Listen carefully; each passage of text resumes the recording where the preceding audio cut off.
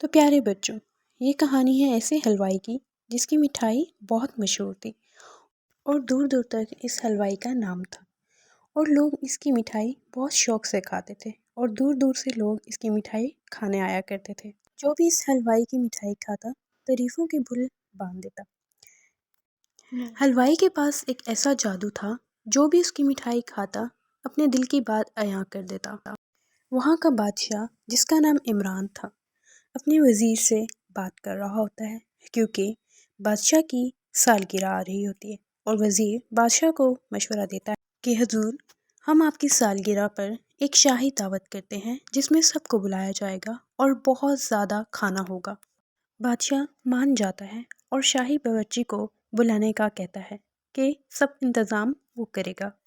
بادشاہ شاہی باورچی کو بلاتا ہے اور اسے کھانے کے انتظام کرنے کا کہتا ہے، لیکن شاہی باورچی بیچارہ بہت پریشان ہوتا ہے اور بادشاہ کو بتاتا ہے کہ شاہی کتاب جس میں ساری شاہی ریسیپیز لکھی ہوئی ہوتی ہیں وہ کوئی چوری کر کے لے گیا ہے۔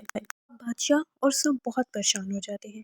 اب انہیں سمجھ نہیں آ رہا ہوتا کہ محفل کے دن کھانا کیسے بنے گا۔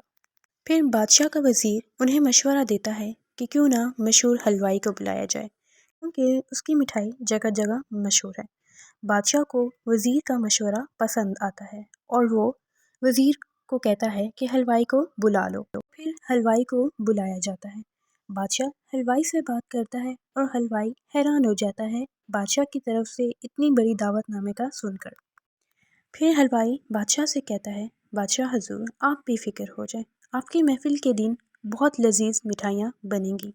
پھر بادشاہ کی سالگرہ کا دن آ ہی جاتا ہے، اور اس شاندار سالگرہ میں بہت لذیذ اور بہت طرح طرح کی مٹھائیاں بنی ہوتی ہیں، اور اس محفل میں دعوت عام ہوتی ہے اور بہت سے لوگ آئے ہوئے ہوتے ہیں اور لوگ بہت شوق سے مٹھائی کھا رہے ہوتے ہیں۔ جیسے جیسے لوگ مٹھائی کھاتے جاتے اپنے دل کی بات عیاں کرتے جاتے کہ اچانک دو لوگ بولے کہ شاہی کتاب ہم نے چوری کی ہے اور اس کو چھپا کے رکھ دیا ہے۔